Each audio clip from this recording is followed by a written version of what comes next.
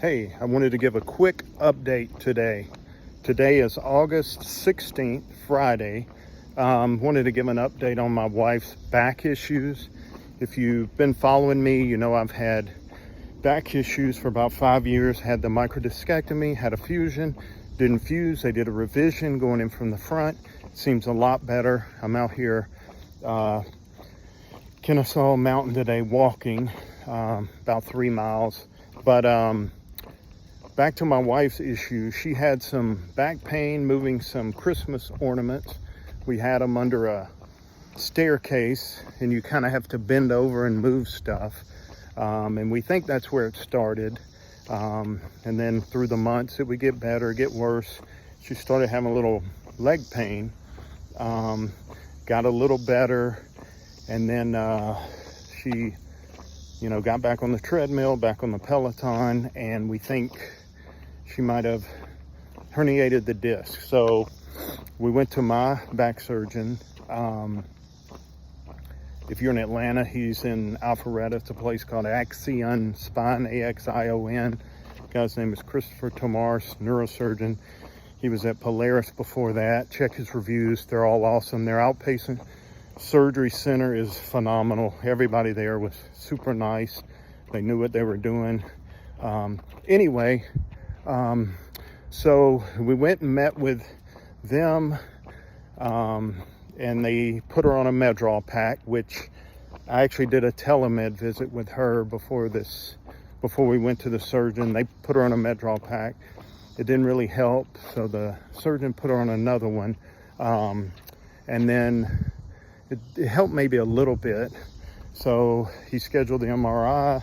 The MRI showed a herniated disc at L5S1, which is what we thought based on where her leg pain was. So yesterday we went, they scheduled her for surgery, and yesterday we went there. I think we had to be there around 10 a.m. They got her prepped and everything. Surgery started around 11. She was scheduled to have the microdiscectomy. Same thing I had, same surgeon, just a different surgery center than where I went. They called me back, before she went in, and she had a little hysterectomy about 5 years ago, and she had trouble with the anesthesia. This was done at the hospital, but they were having trouble getting her to wake up.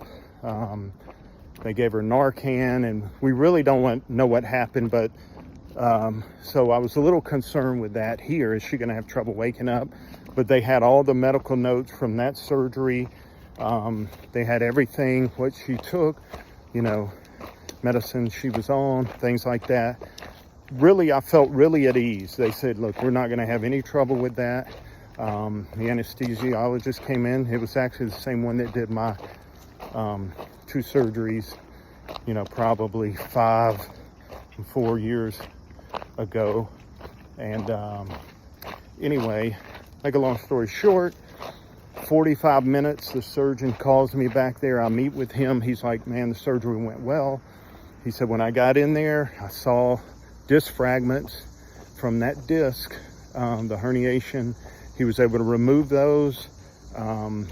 He said it'll be about 2 hours. They usually let them sleep for about an hour, sleep off the anesthesia. Then they start moving them around, and then once they're up and moving, they'll call you back. I went back there. She was waking up, falling in and out, but it went well. So today is, I guess, day 1 of her recovery. She slept pretty much in the car the whole way home. It was about an hour drive with traffic. We got out of there right at 5 o'clock. Arrived home at 6 p.m. They gave her, I think, 1 Percocet when she left the hospital. They had her take 2 Lyrica the night before. And when she woke up, man, she was dizzy. She was out of it. And I mean, the morning of surgery. She didn't like the Lyrica at all for some reason. So they told us to kind of, play it by ear. If she starts getting really bad sciatic nerve pain, to maybe start taking it. But just continue with the Percocets every 6 hours. We've been doing that. I think the second one she took was about 5:30 in the morning. Should have been 4:30. She just, was sleeping. So as soon as she woke up, we started that one. So now we're on a 5:30 and 11:30 schedule with those.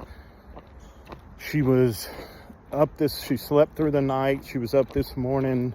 We got up and walked around a little bit. She said her back had a little burn from the incision. One of the nurses said they thought day 3, which will be tomorrow, was usually the hardest. And I assume that's because the anesthesia is completely out of your system. For me, I'll be honest, on all 3 surgeries, the discectomy, the first fusion, and the revision of the fusion, I was the most sore the day after surgery. That next day, and if you watch any of my videos, none of these were terrible. Especially the microdiscectomy was not that bad. I mean, the hardest part to me was the anesthesia wearing off. The fusion revision, which probably should have been the most painful, my stomach was sore because they, went in from the front, moved everything and went in that way.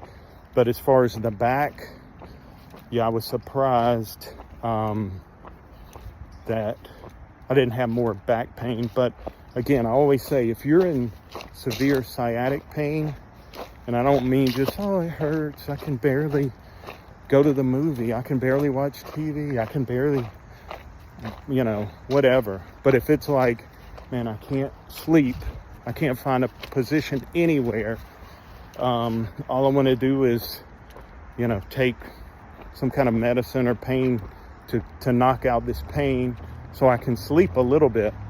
To me, that's real sciatic pain. But, I'm taking a little break from playing nurse today. She was, like I said, we were able to go home. It was an outpatient deal.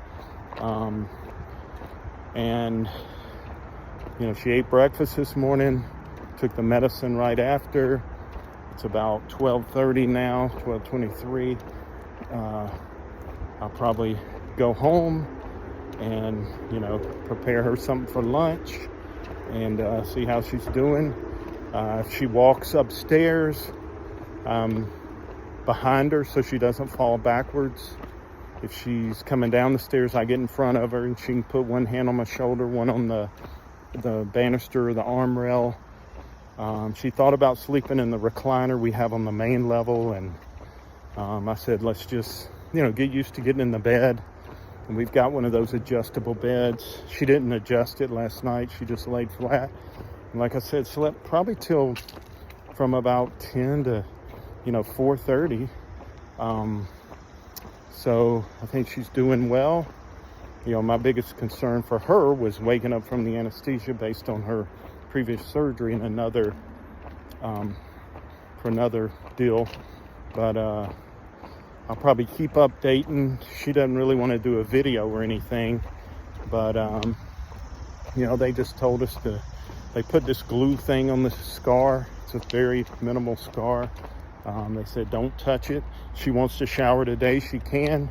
She said she'll probably wait till tomorrow because she just wants to make sure she doesn't get an infection or anything. Things you're looking out for are fever, not able to eat, leg swelling, finger swelling, things like that, possible blood clot. She's still got on the goofy tall socks, and I've actually got some of those leg pumps that you charge and they squeeze your calves up and down. I'll probably pull those out today just so she doesn't have to wear the socks, and let her wear those while she's sitting around. And we're trying to get up and walk about 5 minutes every hour if we can. And probably by Sunday we'll be in the neighborhood flat ground only, and 2 weeks she'll go see her, have her follow up. I'll post a updated video. And I know a lot of people, we even questioned this for a while. You know, the pain's getting better. It got better for her. With me, it never got better, even after an injection. So I really had no other option but to have the microdiscectomy. Her pain actually got better, but she said, I don't think I could continue, you know, barely being able to, you know, some days we'd go walk and she'd walk a quarter mile and limp. And then the next day she might be able to walk a mile, but she could feel it pulling down her leg into her foot. And I asked the surgeon, based on the MRI, could hers get better? Could it heal itself? He said, when I see them this way, they usually don't heal. They can get a little better, but eventually, inevitably, you're going to be in here with this surgery, whether it's in excruciating pain or bearable like it is now for her. So that was kind of what did it for us. You know, I kept in my head, should we not do it? Should we wait? Should we go ahead and do an injection? Well, in my case, I waited so long that I have nerve damage in my left, from my left calf to my bottom of my foot. When I start walking some days, my whole left leg from the knee down goes numb. You get the bugs crawling on it, feeling sometimes. So I didn't want her to have any of that nerve damage. So we went ahead and pushed forward. Could she rupture it? You know, there's probably a 10%, 15% chance she could re-rupture it. I ruptured mine. And believe me, when you re-rupture it, it's way more painful than it was the first time. But, you know, that's it. And I'll update probably in a few days. Thanks. If you got any questions, post them below.